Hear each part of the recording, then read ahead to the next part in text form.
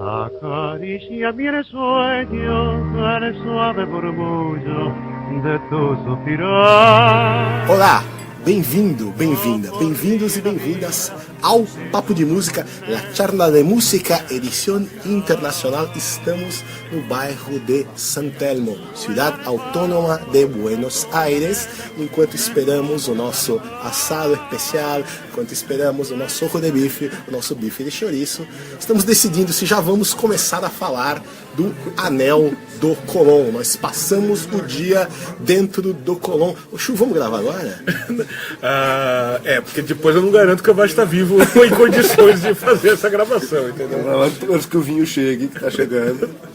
Aliás, falei que o microfone tá em cima do pão e eu quero pegar o pãozinho aqui. Mas nós vamos gravar antes ou depois do vinho, né? O público costuma preferir quando a gente grava depois do vinho, né? Papo de Música, o podcast da revista Concerto. Com Irineu Franco Perpétuo, João Luiz Sampaio, Leonardo Martinelli e Nelson Rubens Kunze. Produção e edição, Marcos Fecchio.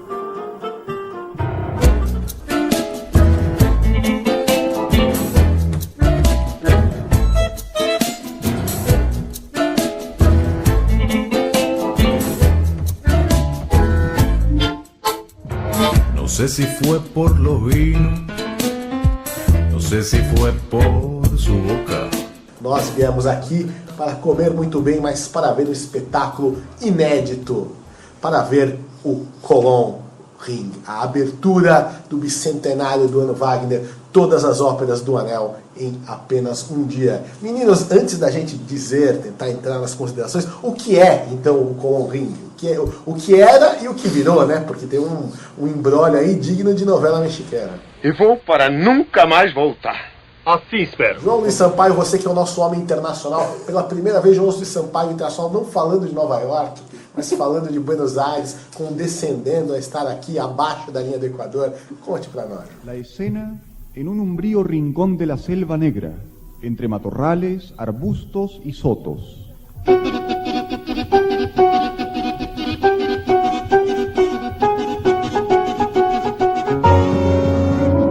Hace su aparición el dios Brotan, presa de la ira y la desesperación.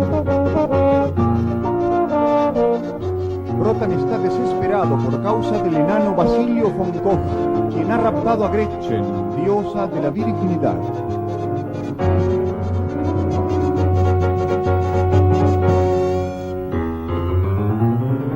O Colón Ring é uma adaptação feita pelo Kurt Garben, que é um pianista alemão, se não me engano, né? Sim.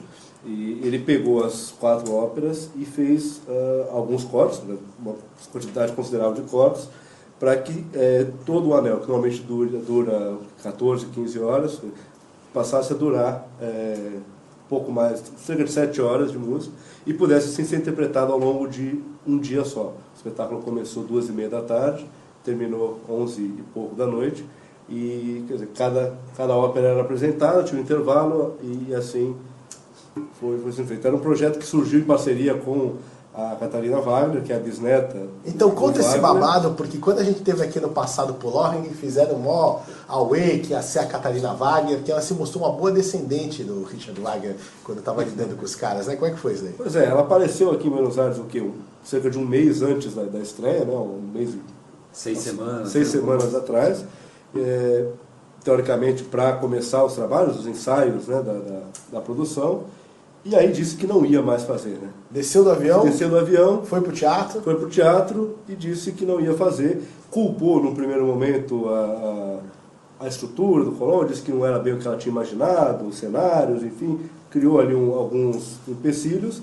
Mas depois surgiu uma história que, na verdade, o motivo não era bem esse, né, Arnel? Pois é, bom, primeiro que o cachê anunciado dela era mais de R$1 milhão aí, ou seja, cerca de uns R$500 mil, R$600 mil, dos quais ela embolsou um terço e ficou por isso mesmo, né? E aí surgiu a história que nesse período que ela ia estar empenhada com os ensaios aqui, surgiu uma gala lírica da Audi na Alemanha que ela preferiu dirigir. A Audi que é patrocinadora do Festival de Bayreuth. Entre outras coisas. Então já começou de modo bastante wagneriano. E o detalhe é que ela voltou no mesmo dia, no mesmo avião, né? Chegou de manhã, foi pro teatro, ficou um dia inteiro lá parlamentando e discutindo com o povo, voltou para Ezeiza no mesmo dia à noite e embarcou no mesmo avião para voltar para a Alemanha. Ou seja, estava... Isso que é crime premeditado, né? Nós imaginamos naquela ocasião que nossa vinda a Buenos Aires tinha ido, né, por água abaixo, porque vão cancelar esse negócio. Mas no final, o Colón acabou resolvendo. Fizeram 2 espetáculos com direção musical de Roberto Paternostro e direção cênica de Valentina Carrasco. Quem é essa? Valentina Carrasco é a voz argentina da Fura Deus Paus. Aqui, com assinatura... este anel não teve assinatura da Fura, teve assinatura só dela. Aqui, neste ano, com a assinatura da Fura Deus Baus, ela fez o Édipo do Enesco, regido pelo nosso querido e saudoso em terras brasileiras, Ira Levin.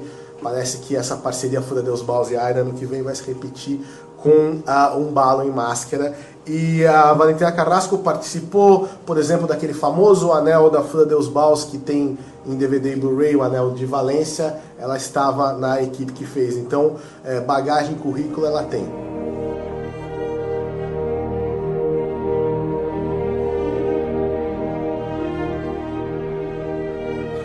E aí, Chu, como foi essa história de fazer a gente todo lá, o anel é uma grande maratona, 14 horas, 4 dias, fazer o anel em um dia só foi menos maratônico? Olha, não sei não, né? Chegou já na Crepúsculo dos Deuses aí, já chegando na 9ª hora de espetáculo, deu a síndrome de João Luiz Sampaio, jet lag, né? Gratuito, hein, Chu? Obrigado. Se não é gratuito não tem graça, né? Então é cansativo também. Mas, no geral, assim, eu gostei bastante da proposta, antes de falar até da elemento de encenação, acho que propor um outro formato, não vou falar a palavra produto, né?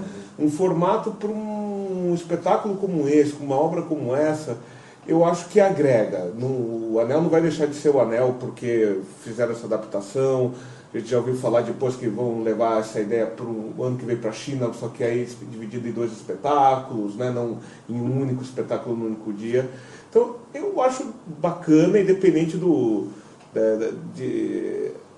aqui a colar a gente sentir falta de muita coisa, muito trecho de música bacana, mesmo história ficar um pouco sem pé nem cabeça.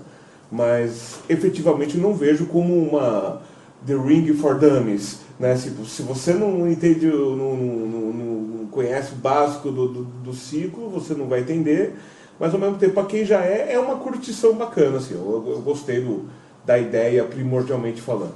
Vamos explicar então como foi o espetáculo. A gente teve o Ouro do Reno com cerca de 1 hora de duração e os outros espetáculos com cerca de 2 horas. Entre cada uma das 4 óperas havia um intervalo que foi muito bem aproveitado. Para todos os ocupantes do teatro, não só para 70 lugares reservados com antecedência, para todos os ocupantes do teatro, a cada intervalo foi oferecido um belíssimo buffet boca livre de comes e bebes à vontade para todo mundo. O Colón então fez uma verdadeira operação de guerra, teve uma logística impressionante. A logística de colocar, de uma certa forma, as 4 óperas do Anel no palco ao mesmo tempo já é complicada, incluindo o revezamento de músicos de orquestra, etc., solistas e tudo que foi feito com o cenário. Mas também havia um virtuosismo de bastidor para não deixar nenhum de nós lá dentro, nós que entramos às 2h30 e saímos às 11h30, não deixar ninguém passando fome, zelando pelo teatro, pelo conforto do espectador. Iba Boss, você gostou do Colón Ring? Eu gostei. Eu acho que ficou uma coisa curiosa, né? Porque a gente vai pensando em assistir um Anel reduzido e não se dá conta que, na verdade, acaba sendo a maior ópera que existe, né? Porque a gente não tem uma ópera do Wagner que tenha essas dimensões, né? De ficar tantas horas ali sentado ouvindo música. Mas, de fato, assim, tem trechos, quer dizer, o que eles fizeram? Eles não acrescentaram nenhuma nota à partitura de Wagner, ou seja, eles só cortaram coisas e me parece que em alguns lugares eles reordenaram, né? Eu tenho a impressão que em alguns lugares tem coisa reordenada, coisa que antes viria antes, que foi colocada depois, até para dar mais compreensão. Eu tenho a impressão que no Crepúsculo acontece isso. Por exemplo, no canto do pássaro, né? que tem duas entradas que eles meio que juntam as duas de uma vez, né? Para o passarinho dar o recado de uma vez. Então teria uma coisa no meio Bom, também não tenho certeza. Mas se por um lado a gente perde coisas que a gente conhece, gosta, cenas inteiras, de vez em quando cenas de meia hora, 40 minutos. E alguns personagens também que desaparecem, né? Como a Herda, que desaparece. O Dona, o Fro, as Nornas. as Nornas. E a Valtraut só aparece como uma das Valquírias na Valquíria e não reaparece no Crepúsculo.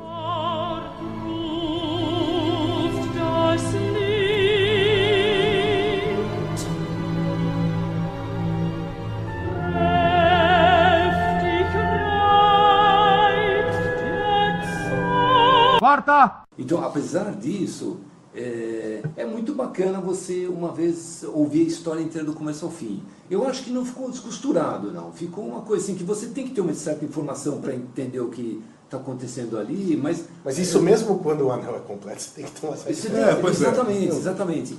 Mas ficou bacana, assim, para ver tudo aquilo do começo ao fim. Viu, Nelson? Eu diria uma coisa até a mais dessa proposta do Colon Ring. Não sei o que os amigos aí se pegaram isso no ar, se foi uma coisa mais minha, mas tinha nas pessoas uma coisa assim de estamos vendo uma novidade. Porque tudo bem, né? Por mais que um ringue seja sempre uma coisa que gera expectativas, você já sabe o que vai acontecer, mas ali não. Então tinha uma expectativa de, bom, o que vai ficar, o que não vai ficar, como é que vai ser, como é que vai solucionar. E uma coisa muito gostosa de você perceber que... O que é muito argentino, o clima futebolístico. Opa! Antes de uma... Eu não lembro já se era antes do Siegfried, eu acho.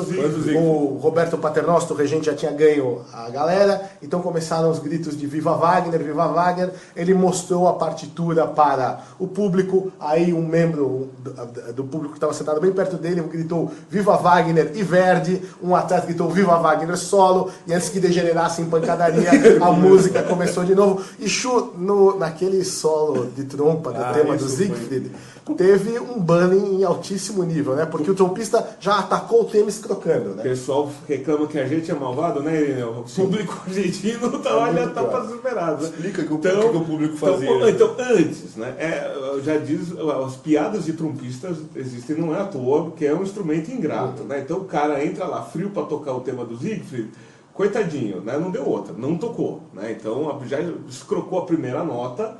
E foi curioso, porque estava tendo aquela salva de palma, aí quando ele errou a primeira nota, fez um sujeito e deu uma pausa solo, que até aí podia ser só um palhação que esqueceu de bater palma. Aí o cara errou de novo, e para deixar claro que ele só estava tirando uma coisa do trompista, ele deu outra palma lá, e a gente percebe... O cara suando frio foi possível ouvir a interpretação dele, né? Mas é isso, é torcida, né? Tá todo mundo ali sabendo, e o Colón vira uma espécie de bomboneira musical ali, onde tá todo mundo... O que é muito legal, né? Eu acho, é genial. João de Sampaio, você que já esteve em bomboneiras musicais do mundo todo, você que tem a maior milhagem, o maior jet lag de todos nós, o que você achou do Colón Ring? Você gostou do anelzinho portenho? Você sabe que ontem, num dos intervalos, eu e o Nelson, a gente falando sobre isso, sobre a coisa da duração, e no final fica uma maratona, a gente se perguntou, mas então qual que é o sentido de fazer? Né? Por que fazer? Sim, se é para ser um massacre... Por que fazer essa versão, enfim, essa coisa também do produto, e do mercado, da novidade, isso aqui. Mas aí eu acho que o Irineu colocou uma questão que eu acho que podia falar aqui, que eu acho que ficou legal, que é justamente o fato, o que significa musicalmente a experiência de você poder ouvir todas as óperas na sequência, quer dizer... do ponto de vista da compreensão musical e das ideias musicais do Wagner, a percepção que te dá é um pouco diferente, né? Então, os motivos condutores mais próximos. Então, acho que isso talvez... Essa é a verdadeira imersão wagneriana. Pois é, acho que isso é. Talvez se há algum sentido artístico nisso, acho que seja agora não. Mas vamos falar um pouco da música, né? Podemos falar da música e da cena também. Da encenação. Da encenação. Mas fala, Chico. Não, porque outra coisa singular é que também, mais do que um Colón Ring, foi um ring argentino. Então, isto poderemos puxar. Porque no Brasil, em São Paulo, nós temos em curso um anel brasileiro do André Heller Lopes. E aqui, a Carrasco quis muito fazer um anel argentino. Quer dizer, eu acho que as semelhanças já param aí, embora o André não tenha terminado dele, o Anel do André claramente, primeiro ele lida com diferenças muito díspares, lida muito no plano simbólico e está muito preocupado com a mitologia. Então ele trabalha tudo de um jeito bastante poético, às vezes estilizado, deslocando as referências de modo bastante refinado. A Valentina Carrasco faz uma encenação, em certo sentido, muito mais concreta. Uma encenação que, entre outras coisas, primeiro a gente se espanta com o recurso técnico do teatro e a sabedoria de sua utilização. Porque nós estamos falando em óperas que têm vários atos. E aqui, na verdade, cada ópera significa um ato do espetáculo. Então as trocas de cena têm que ser muito rápidas, quando tem aquele palco giratório enorme, e em volta do palco giratório ela constrói vários cenários que vão se revezando com muita rapidez. Então há uma funcionalidade e há um jeito bastante ágil de colocar isso a serviço do teatro. Se o Anel do André, a gente pode dizer, André, se você achar que não é, você entra em contato com a gente. Mas a gente acha que o seu Anel é mais poético, mais filosófico, mais simbólico. O Anel argentino, por seu turno, é, antes de tudo, um anel político. É um anel que coloca, já que aqui é o grande país da psiquiatria depois da Áustria, talvez a Áustria seja o berço e aqui seja a morada atual, coloca a República Argentina no divã e sua história política do século XX. It won't be easy. You'll think it's strange when I try. Corta! Coisas que talvez em outro país poderiam parecer pueris, aqui tem uma maior relevância, porque esses personagens, esses atores políticos históricos, eles estão vivos até hoje. A Argentina, como diz o estudioso Nicolas Chamway, é uma casa dividida contra si mesma. A Argentina debate o seu passado histórico como se estivesse acontecendo hoje. Então, de uma maneira bastante polarizada e partidária. Assim que há coisas como, por exemplo, o Wotan não poderia ser outro senão o Perón e, portanto, Frica é Evita. Eles estão caracterizados de modo muito claro. Mas isso acaba soando às vezes como caricatura, mas o que é mais forte é como Valentina Carrasco lida com o passado recente da Argentina, com o passado do que aqui se chama de processo e lá no Brasil a gente chama de ditadura militar. A renúncia ao amor, o que é o tesouro do Reno aqui? O tesouro do Reno são as crianças. Lembra as histórias de tortura da escola de mecânica da Armada, com as crianças sendo retiradas de suas mães, e o grande final feliz redentor é justamente quando as crianças voltam para suas famílias. Essa violência da história argentina é retratada, especialmente no Ouro do Reno, de maneira bastante realista e crua. Eu achei que eu tinha passado da idade de me impressionar com coisas que eu vejo no palco. No momento aqui do Ouro do Reno, em que elas estavam sendo arrancadas das mães, as mães claramente sendo violentadas e mortas, eu passei mal, eu fiquei arrepiado no mau sentido. Esse espetáculo me mexeu bastante, assim como no final Redentor, quando as crianças voltam, me deu uma felicidade que eu não tinha, acho que desde o Dumbo ou qualquer outro desenho que eu tenha visto com 8 anos de idade. É, portanto, uma encenação pouco sutil e bastante controversa, uma encenação bastante visceral. Não sei o que o resto da mesa tem.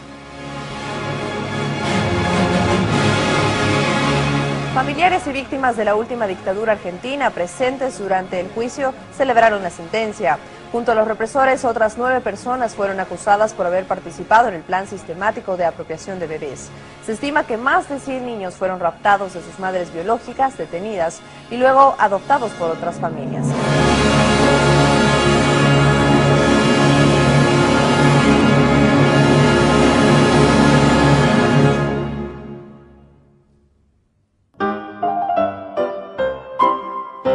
Este é o Papo de Música, o podcast da revista Concerto. É assim mesmo, não sendo argentino, né? E isso inclui também ter um senso de patriotismo muito diferente que os argentinos têm de nós brasileiros. Foi muito impressionante. Foi. Né? As cenas bem fortes, sim, não foi sutil, né? A referência era muito claro, né? Essas questões. E apesar disso que o Irineu colocou, que são virtudes, né? Tem essas duas pontas, né, que é o final do Crepúsculo e eu acho que em termos de encenação melhor arranjado foi mesmo o Ouro do Reno, com esses elementos. A coisa, nesse sentido, o amarrar o fio dessa história com a história da Argentina derrapou um pouco, talvez justamente até pelos cortes, né? Mas lembrando que ela não perdeu a chance de caracterizar, então já que Voto e Frica são essa cúpula do governo, né? Então toda a esbórnia de escravos, os tipos argentinos que a gente encontra aqui normalmente e que foi uma delícia. Alberic é um escroque que já entra em cena limpando a unha com canivete. Mimi é um típico segurança de garagem de ônibus aqui. Um roleiro da boca. Um roleiro da boca, o que for, né? Então, mas ainda assim, acho que aí essa relação ficou um pouco mais frágil. Mas em todo caso, no começo foi uma intensidade assim e de interesse muito local, né? Então foi bacana ver. Não pergunto se montar esse anel argentino, né? Politicamente falando, né? Tem essa força, senão dentro do Colón, né? Agora, funciona também para quem não é argentino, né? Dá para entender perfeitamente que aquilo é uma grande violência que está sendo feita e tudo isso. Agora, eu acho até que os elementos que são colocados da história argentina, apesar de eles estarem muito claros para quem conhece a história, eles não são tão... centrais? Não, eles não são tão... eles não é que não são claros, eles são bem claros. Não são determinantes? Mas eles não são determinantes. A história funciona sem que a pessoa necessariamente saiba que aquilo é o Perón, a Evita, por exemplo. E a questão das crianças, que é o mais chocante mesmo, é o mais chocante. Aquilo até, para mim no primeiro momento, assim, remeteu a coisa de campo de concentração. Depois que eu pensei que veio um pouco a ideia das crianças da ditadura, aquilo, por outro lado, é um elemento que eu acho que ficou um pouco forçado, talvez, como ideia de tesouro. Quer dizer, você consegue dar essa leitura e como a gente sabe que deve ser um tesouro, é um tesouro mesmo, mas eu acho que em termos da encenação é um elemento um pouco forçado dentro da história do anel mesmo, né? Diferente dos outros. Os outros eu acho que funcionam dentro da narrativa bem, né? Lembrando também a relação, né, do primeiro ato da Valquíria entre os personagens, a Sieglind e o Zygmunt, né? E uma coisa aí que vai, né, para essa coisa da miséria, né, que também já começa a ficar bem latente aqui na rua mesmo, né, não só no palco, né? E aí humanizar esse tipo de relação de uma maneira bem interessante, como ela retrata, né, não só o casal irmão, mas justamente com Aquilo é quase um momento Plínio Marcos, dramaturgicamente, isso, né? Foi bem notado, sim, bem, né, interessante. Eu nunca fiz nada para agradar as pessoas, né?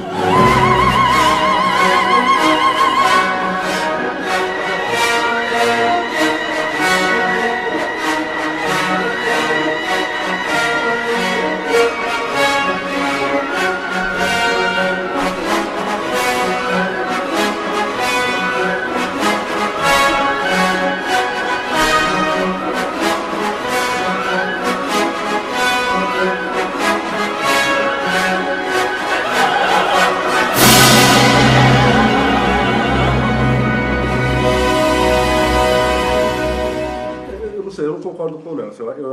Eu acho que fica forçado no elemento das crianças como o tesouro. Eu acho pelo contrário, assim. Ela me ganhou ali. Ali eu já estava ganha justamente pela ousadia, pela coragem dela e pela inventividade, que dentro do contexto simbólico que ela cria, ela foi ali. Agora, eu acho que o mais interessante, a gente estava falando, né, se é um anel para ser feito fora, enfim, se faria sentido fora da Argentina, enfim, a concepção. Eu acho que a coisa que mais me impressionou, além de questões pontuais ao longo da concepção, é justamente a capacidade dela porque a gente fala assim, pô, cada ópera do anel é um desafio para qualquer diretor e tudo mais. Imagina você montar o anel inteiro num dia, em 6 semanas, 5. Conceber e colocar de pé. Né? E aí você poderia até desculpar, eventualmente, falar, pô, olha, não ficou, o cenário é meio capenga, não sei o que, teve que correr. E não, né? Pelo contrário, eu acho que é uma lição de encenação, um trabalho de atores muito bom, que eu achei que me surpreendeu. É quase que inacreditável. Inacreditável, porque ela realmente pegou esse negócio há 6 semanas, será isso? Exatamente. E é muita cena. Quando a Catarina fez aquele papelão, saiu fora, eles disseram que o nome dela era uma possibilidade, até demoraram um pouco para fechar com ela. Então estão falando de 5 semanas, enfim. E o trabalho de atores dela eu gostei muito, em pouquíssimo tempo, e é muito personagem, muita cena para você criar. Agora, eu acho a única coisa que talvez, para mim, a obra que menos bem resolvida é o Crepúsculo. Foi o que eu senti. Talvez porque aí talvez já o aparato cênico já estivesse começando a se esgotar já, porque a gente estava vendo ele desde das 2 da tarde, então pode ser que visualmente ali, mas não sei, talvez, como o Chu falou, possa ser o próprio corte da cena, enfim, não sei precisar, só eu ver de novo para ter essa percepção específica. Aguenta ver de novo? Nós acabamos de ver e o João já está falando em ver de novo. China que espere o maníaco João ano que vem. João Luiz Sampaio, já para fazer a ponte de um assunto para o outro. A sua vontade de ver de novo vem da Brynhilde de Linda Watson.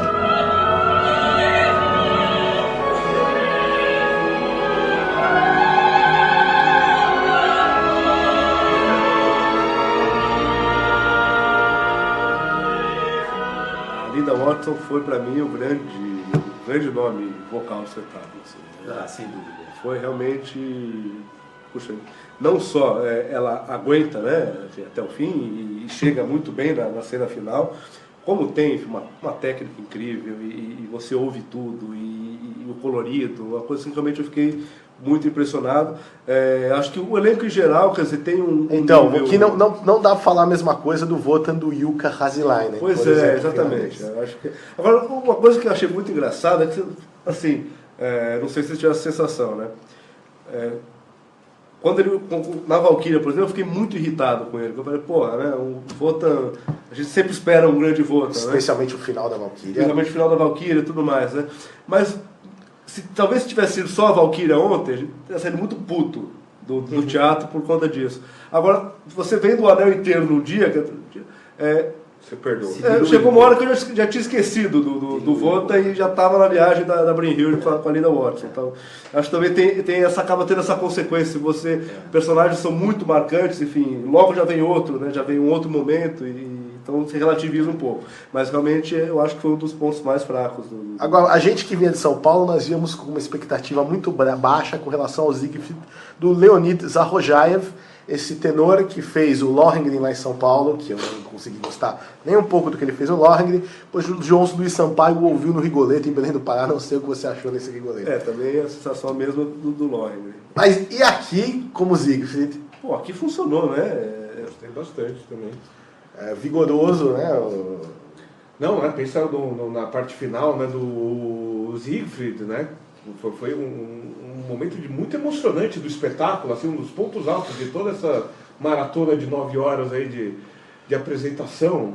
Pensar que no corte que é feito da ópera Siegfried, o personagem que é menos cortado é o próprio Siegfried, e ele fica cantando direto, ele não tem intervalo para descansar. Ele não sai do palco, né?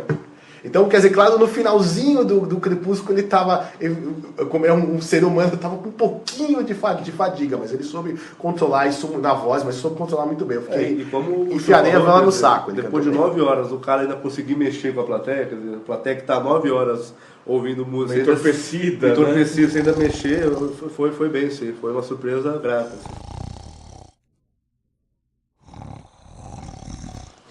Bom, no geral, eu acho que isso é uma coisa que para mim foi bem impressionante. Foi uma realização em alto nível, né? Inclusive da orquestra. A gente falou aqui um pouco dos probleminhas de trompa, por exemplo, mas é um problema de trompa em horas e horas de música. No geral, acho que teve um desempenho da orquestra e dos cantores e cênico de alto nível mesmo. Acho que sem deixar cair a peteca. Todo mundo muito focado, muito concentrado. Muito que num espetáculo dessa duração, porque nós que estamos só assistindo, né? Mesmo nós que estávamos lá nas poltronas confortabilíssimas do Colón, que tem espaço até nem Nelson Rubens Kunze consegue ficar apertado nas poltronas do Colón, porque tem uma distância enorme de fileiro. Mesmo nós ali naquele conforto, de vez em quando a gente dava uma viajada. E eles jamais perderam o foco. E aí era o mérito muito do regente, né? Roberto Paternoster, que estava sendo ovacionado a cada... não é nem troca de ato aqui, a cada troca de ópera. Agora, vamos dizer, da orquestra, vou dizer que nessa acústica as orquestras crescem, né?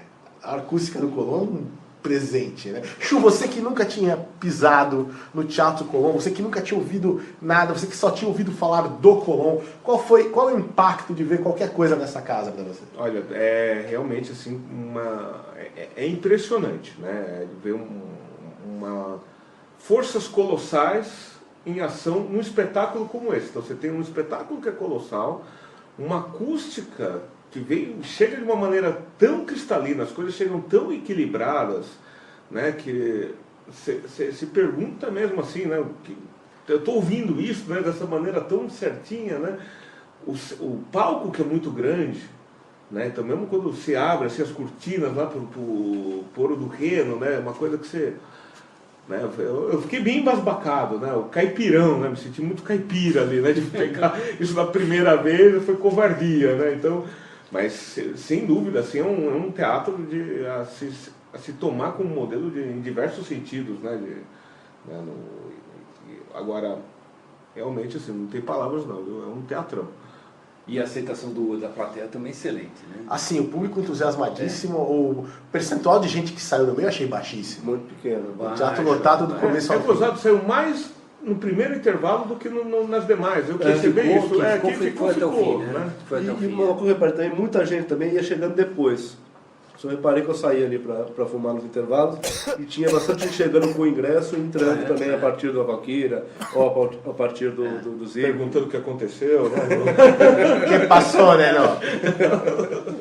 Mas eu acho que isso também faz parte, quer dizer, porque acaba virando um happening, né, de alguma maneira. Né? Você tem uma tarde, então você tem essa liberdade, enfim. Né? Foi uma virada cultural. Uma virada wagneriana, né? Uma coisa assim. Fica a sugestão para a Prefeitura de São Paulo, de repente, quando tiver uma virada municipal, fazer as óperas do Anel da íntegra, no teatro em 24 horas, as pessoas vão entrando e saindo e vão vendo o que lhes apetece. Adiós muchachos, compañeros de mi vida, farra querida, de apenas tiempo. Me toca a mí hoy emprender la retirada. Debo alejarme de mi buena muchacha. Bom, agora o Chu do meu lado tá cortando o bife de chouriço dele com a colher. Eu preciso me servir um pouco. Aguardem proximamente uma edição do Papo de Música num teatro em qualquer ponto do globo. Quanto deu aí? Ficou ótimo. Acho que tá ótimo, né? Isso aí, tá ótimo. Pra falar do espetáculo que ninguém viu. Ninguém vai ver. Não, foi legal. Ficou super interessante, tudo super interessante. Explicou direitinho. Tinha essa preocupação da gente poder explicar, né? Legal isso, é legal. Não, pra saber se você se emocionou quando você estava falando? Emocionou, pô, quase chorou aqui. Eu sei. Não, eu saber, não custa nada. Pode um pouquinho ele chora. Eu sou um canalha. Não chores por mim, Argentina. Minha alma está contigo a vida inteira. Eu te dedico. Quarta! Papo de Música, o podcast da revista Concerto. Com Irineu Franco Perpétuo, João Luiz Sampaio, Leonardo Martinelli e Nelson Rubens Kunze. Produção e edição, Marcos Fecchio. Realização, Revista Concerto, Clássicos Editorial.